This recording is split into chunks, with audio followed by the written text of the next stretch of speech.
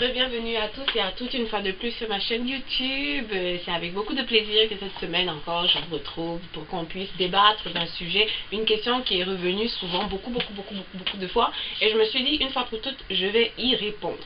Alors, avant qu'on en rentre dans le vif du sujet, générique.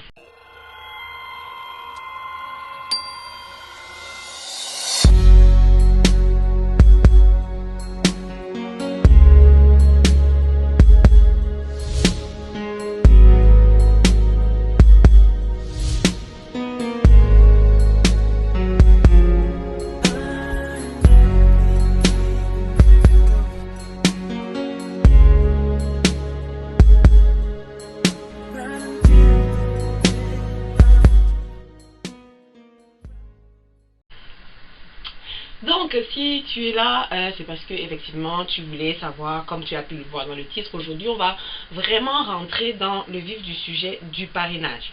Le parrainage, qui peut parrainer, qui peut-on parrainer, qui ne peut-on pas parrainer et qui ne peut pas parrainer qui. Je sais, ça fait beaucoup de parrainage, ça fait beaucoup de questions, ça fait beaucoup d'informations à intégrer, mais on va essayer. Alors, j'ai essayé de prendre des notes, après je me suis rendu compte que je les ai supprimées, donc je vais essayer de le faire avec la mémoire et le cœur pour que ce soit moins dicté. Donc, déjà, j'ai eu la question il y a quelques semaines de quelqu'un qui m'a dit qu'il a sa fiancée qui, elle, vit au Canada et lui, il est en Afrique, je ne sais pas trop quel pays d'Afrique, et il voulait savoir si sa fiancée pouvait le parrainer.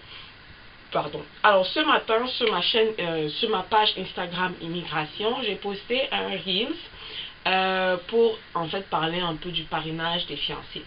Alors, ce qu'il faut que tu comprennes, c'est qu'au Canada, dans la logique du Canada, les personnes qui peuvent parrainer en dehors des membres de la famille, un mari peut parrainer une femme peut parrainer son mari, un conjoint de fait peut parrainer un conjoint de fait, des partenaires conjugaux peuvent se parrainer.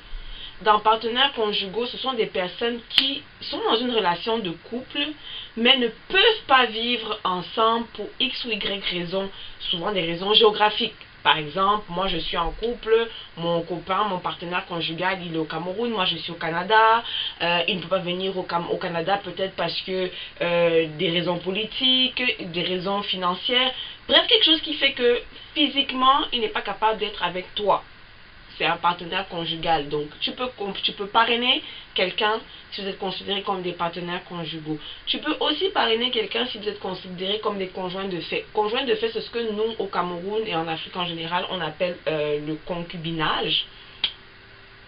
Concubinage, ça s'entend par là des personnes qui vivent au Canada. Hein, les conjoints de fait, est considéré comme conjoint de fait toute personne qui vit ensemble sous le même toit depuis au minimum 1 an. Il n'y a pas moins que ça. Le minimum vraiment, c'est 1 an. Vous devez vivre 1 an ensemble sous le même toit sans qu'il y ait de période de séparation à l'intérieur. Donc vous ne pouvez pas vivre 6 mois ensemble, on se sépare, chacun va de son côté, 4 mois, puis on revient s'installer encore ensemble 6 mois. Non, vous n'êtes pas des conjoints de fait. Il faut vraiment que les séparations soient minimes. Mais donc, par exemple, vous vivez ensemble, ça peut arriver que tu vas en vacances 1 semaine sans ton conjoint, ça peut arriver que ton mari va en mission 3 jours, 1 semaine, tu as ce genre de petits délais-là. Donc, les conjoints de fait peuvent se parrainer, les partenaires conjugaux peuvent se parrainer, et bien évidemment, les maris et femmes peuvent se parrainer. Donc, dans cette catégorie-là, fiancés et fiancées n'entrent vraiment pas parce que, en tant que fiancés, les fiançailles peuvent se rompre. Il y a des fiancés qui peuvent ne pas vivre ensemble, mais c'est vraiment, les fiançailles sont vraiment, comment je peux dire, ça rentre vraiment pas dans la catégorie de personnes qui peuvent se parrainer. Donc, ce que je conseille, c'est que si vous êtes rendu au stage de fiancé, c'est de voir dans quelle mesure, s'il y a des façons de faire pour qu'on puisse attester que vous êtes des partenaires conjugaux. Ça a encore plus de chances que ton partenaire conjugal puisse te parrainer. Donc, je pense qu'aujourd'hui, on allait vraiment rester sur les couples parce que je ne veux pas rentrer dans les enfants, je ne veux pas rentrer dans les membres de la famille, je veux vraiment rester dans les situations de couple. Donc, pour qu'un couple puisse se parrainer, il faut que vous soyez marié femme, il faut que vous soyez conjoint de fait, il faut que vous soyez des partenaires conjugaux. Donc, je vais rester là.